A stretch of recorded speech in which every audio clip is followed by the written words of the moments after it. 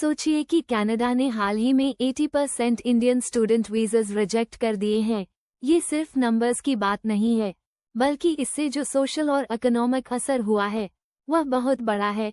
Canada की colleges और universities अब सीधे तौर पर इंडियन स्टूडेंट्स पर डिपेंड करती हैं। इंडियन स्टूडेंट्स से आने वाला पैसा, फीस और कंट्रीब्यूशन ही बहुत सारे कॉलेज और यूनिवर्सिटीज के ऑपरेशंस चलाते हैं। अब जब इंडियन स्टूडेंट्स की इनरोलमेंट इतनी शार्पली गिर गई है, तो कॉलेजेस फाइनेंशियल क्राइसिस में फंस रहे हैं। थॉमसन रिवर्स यूनिवर्सिटी इसका सबसे क्लियर एग्जाम्पल है। यूनिवर्सिटी को अचानक पता चला कि फ्यूचर इंटरनेशनल स्टूडेंट्स की इनरोलमेंट लगभग 26% तक घट गई है। इससे यूनिवर्सिटी को मैसिव लेऑफ्स करने पड़े। टीचिंग स्टाफ और एडमिनिस्ट्रेटिव स्टाफ दोनों पर इसका असर पड़ा। यूनिवर्सिटी का कहना है कि जब तक इंडियन स्टूडेंट्स ने पैसा भेजा तब तक सब स्मूथ था, लेकिन अब सडन डिक्लाइन के कारण यूनिवर्सिटी फाइनेंशियली स्ट्रगल कर रही है। इसी तरह कॉनेस्टोगा कॉलेज भी सवियर इम्पैक्ट फेस कर रही है। स्प्रिंग 2025 के लिए इंटरनेशनल स्टूडेंट्स की इनरोलमेंट 62% कम हुई। इंडियन स्टूडेंट्स के एब्सेंस में कॉलेज को लगभग $19 मिलियन का लॉस हुआ और 180 स्टाफ मेंबर्स को ले ऑफ करना पड़ा। ये सिर्फ एक कॉलेज का एग्जाम्पल है। यूनिवर्सिटी ऑफ विंडसर भी लगभग $40 मिलियन का लॉस फेस कर रही है और 55 स्टाफ को अपनी जॉब्स खोनी पड़ी। फैनशॉ कॉलेज का डेफिसिट $72 मिलियन तक पहुंच गया। ये फाइनेंशियल क्राइसिस सिर्फ कॉलेजेस तक सीमित नहीं है, ये पूरा लोकल इकोनॉमी और कम्युनिटी पर असर डालता है। जब इंटरनेशनल स्टूडेंट्स नहीं आते, तो rental market, food services, transport और रिटेल सेक्टर भी प्रभावित होते हैं। कनाडा की इकोनॉमी में इंटरनेशनल स्टूडेंट्स का कंट्रीब्यूशन लगभग $40 बिलियन है। जब ये फ्लो सडनली स्टॉप होता है, तो कॉलेजेस के अलावा लोकल बिजनेसेस भी सिवियरली इम्पैक्टेड होते हैं। लेकिन सिर्फ इकोनॉमिक इम्पैक्ट ही नहीं, सोशल और पॉलिटिकल इम्प्लिकेशंस भी बहुत बड़े हैं। कई ऐसे रीजन्स हैं जहां लोकल पॉपुलेशन ने कंजर्वेटिव पार्टीज को वोट किया, जिन्होंने ओपनली कहा कि इंटरनेशनल स्टूडेंट्स की एंट्री को लिमिट करना चाहिए। अब वही रीजन्स इकोनॉमिक फॉलआउट फेस कर रहे हैं। यह एक क्लियर एग्जाम्पल है कि पॉलिसी डिसीजंस और वोटिंग पैटर्न्स का डायरेक्ट इम्पैक्ट लोकल इकोनॉमी और जॉब्स पर पड़ता है।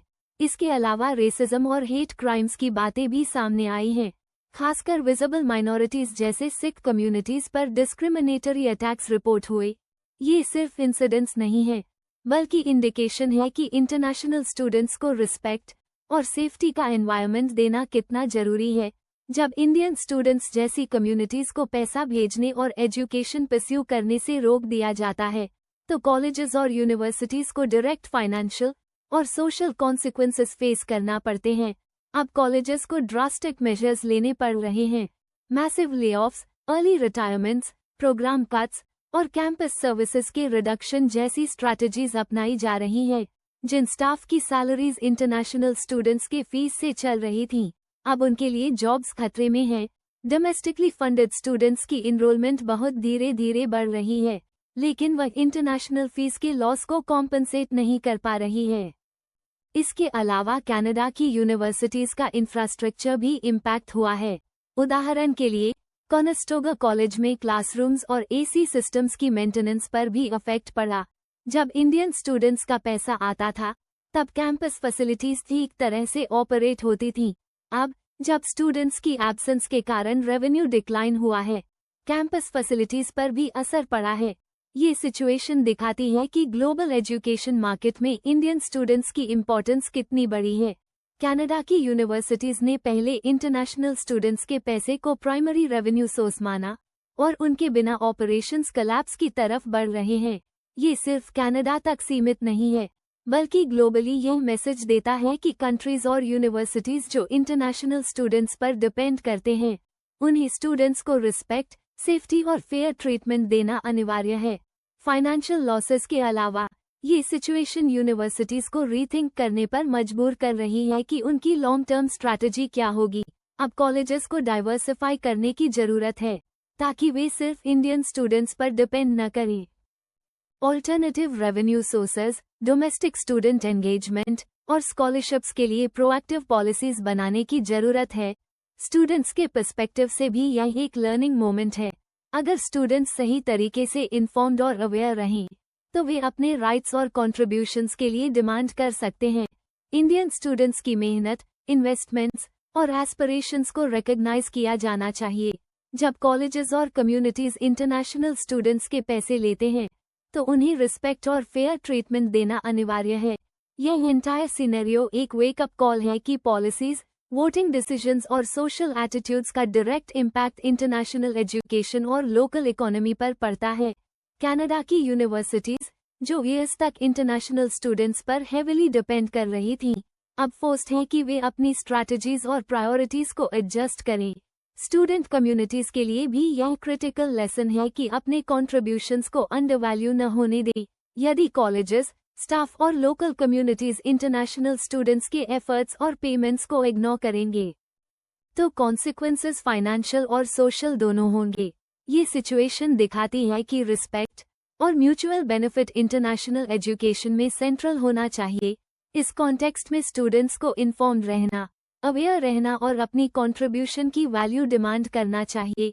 कॉलेजेस को अब रियलाइज करना पड़ेगा कि इंटरनेशनल स्टूडेंट्स सिर्फ पैसे नहीं लाते बल्कि एजुकेशन क्वालिटी, कल्चरल डाइवर्सिटी और लॉन्ग टर्म इकोनॉमिक स्टेबिलिटी में भी उनका कंट्रीब्यूशन होता है। इसलिए 2025 और 2026 के साल कनाडा की एजुकेशन सेक्टर के लिए क्रिटिकल होने वाले हैं। इंटरनेशनल स्टूडेंट्स की इनरोलमेंट रिकवरी स्लो होगी और कॉलेजेस को रिस्ट्रक्चर, रीथिंक और डाइवर्सिफाई करना होगा। स्टाफ लेऑफ्स, प्रोग्राम कैंसलेशंस और कैंपस सर्विसेज रिडक्शन जैसी चैलेंजेस कॉलेजेस और यूनिवर्सिटीज फेस करेंगे। स्टूडेंट्स के पर्सपेक्टिव से यह समय self respect, informed decision making और एडवोकेसी का है। जो स्टूडेंट्स अवेयर हैं और अपने कॉन्ट्रीब्यूशंस के लिए डिमांड करते हैं, उनके लिए सिचुएशन मैनेजेबल रहेगी। कॉलेजेस को ये समझना होगा कि इंटरनेशनल स्टूडेंट्स के बिना लॉन्ग टर्म सस्टेनेबिलिटी मुश्किल है। फाइनेंशियल इम्पैक्ट, सोशल डायनामिक्स और पॉलिटिकल डिसीजंस का कॉम्बिनेशन इस सिनेरियो को अनप्रेसिडेंटेड बना रहा है। कनाडा की यूनिवर्सिटीज अब फोर्स्ड हैं कि वे अपने डिपेंडेंस मॉडल को एडजस्ट करें, लोकल कम्युनिटीज को अवेयर करें और पॉलिसी मेकर्स को इस रियलिटी के बारे में इन्फॉर्म करें। इस पूरे कॉन्टेक्स्ट में ये क्लियर है कि इंडियन स्टूडेंट्स, उनकी कॉन्ट्रीब्यूशंस और उनके एस्पिरेशंस ग्लोबल एजुकेशन इकोसिस्टम में सेंट्रल रोल प्ले करते हैं। रिस्पेक्ट, फेयरनेस और म्यूचुअल बेनिफिट इंटरनेशनल एजुकेशन का फाउंडेशन होना चाहिए। कॉलेजेस और यूनिवर्सिटीज को ये समझना होगा कि इंटरनेशनल स्टूडेंट्स सिर्फ रेवेन्यू सोर्स नहीं है, बल्कि उनके बिना लॉन्ग टर्म ग्रोथ और सस्टेनेबिलिटी पॉसिबल नहीं है। इसलिए स्टूडेंट्स को अवेयर रहना चाहिए, इन्फॉर्म्ड रहना चाहिए और अपने कॉन्ट्रीब्यूशंस के लिए डिमांड करना चाहिए। कॉलेजेस को अब रियलाइज करना पड़ेगा कि उनके बिना इंटरनेशनल स्टूडेंट्स की सपोर्ट के बिना फाइनेंशियल कोलैप्स और लेऑफ्स अनअवॉइडेबल हैं। यह एक वेकअप कॉल है कि रिस्पेक्ट, फेयरनेस और अकाउंटेबिलिटी इंटरनेशनल एजुकेशन में नॉन नेगोशिएबल है।